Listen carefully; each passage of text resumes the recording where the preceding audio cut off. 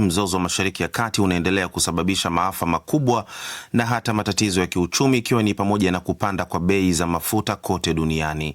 Iran imekataa mpango wa kusitisha mapigano kwa muda wa siku 45, ikisema inataka makubaliano ya kumalizika kabisa kwa vita hivyo, na imekaidi wito wa kuufungua mlango bahari wa Hormuz. Nimezungumza na Abdul Fattah Musa, mchambuzi wa siasa za kimataifa, na kwanza nimemuuliza nini kinachofuata hasa katika vita hivi, ikizingatiwa kwamba leo ndio siku ya mwisho ya muda aliyoutoa rais wa Marekani Donald Trump.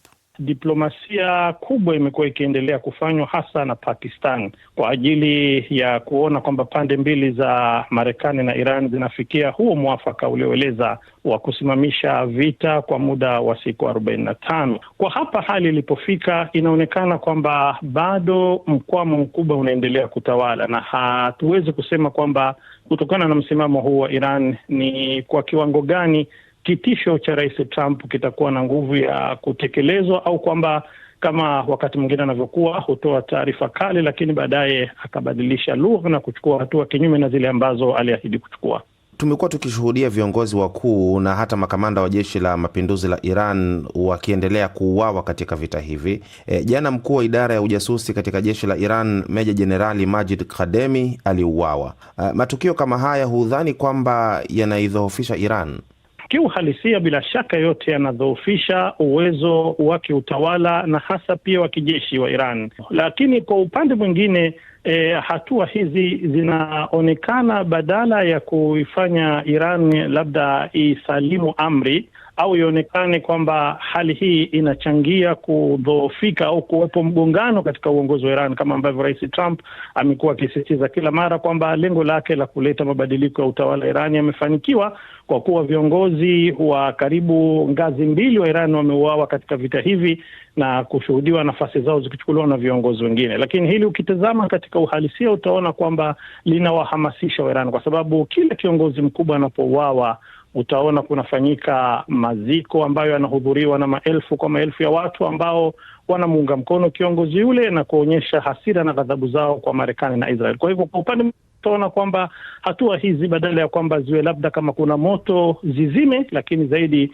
zinamiminia mafuta kwenye moto unaowaka na kufanya uwe na nguvu zaidi. Na leo hii Baraza la Usalama la Umoja wa Mataifa linatarajiwa kupiga kura kuhusu kitisho cha Iran kwenye mlango bahari wa Hormuz, ambayo hii imekuwa kama vile kiini cha mzozo sasa hivi. Na kura hiyo inayosubiriwa, unadhani inaweza kusaidia chochote katika kuifungua njia hii muhimu ya baharini? Hili pendekezo ambalo Bahrain imeliwasilisha kwenye Baraza la Usalama, yenyewe ikiwa ndio mwenyekiti wa sasa wa kiduru wa Baraza la Usalama, katika hatua ya kwanza ilikuwa na lengo la kutaka kuidhinisha hata utumiaji wa nguvu za kijeshi ili kuilazimisha Iran iufungue mlango bahari wa Hormuz. Lakini inavyoonekana kwamba upinzani hasa wa China na Urusi wa kutishia kutumia kura turufu kuzuia azimio la aina hilo umepelekea kuzimuliwa moto wa azimio hili linalopendekezwa na Bahrain. Upo uwezekano kwamba linaweza kwa namna fulani kuifanya Iran ilegeze msimamo katika hatua inazochukua hivi sasa. Na tayari tumekuwa tunasikia kwamba pamoja na Iran kutoa taarifa hizo za kwamba inadhibiti upitaji wa meli katika mlango bahari wa Hormuz, lakini taarifa mbalimbali zinaonyesha kwamba hivi sasa kuna meli nyingi ambazo zinaruhusiwa kupita katika eneo hilo. Yaani kinachotokea ni kwamba ule mlango haujaachwa wazi kupita meli yoyote, lakini inaonekana Iran sasa hivi imeelekeza mbinyo wake na mashinikizo yake hasa kwa Marekani na Israel. Kwa hivyo naamini kwamba azimio hili kwa namna fulani litakuwa na taathira japo ya kisiasa ya kutoa mashinikizo kwa Iran iendelee kulegeza msimamo wake wa kuzuia upitaji wa meli katika mlango huu bahari.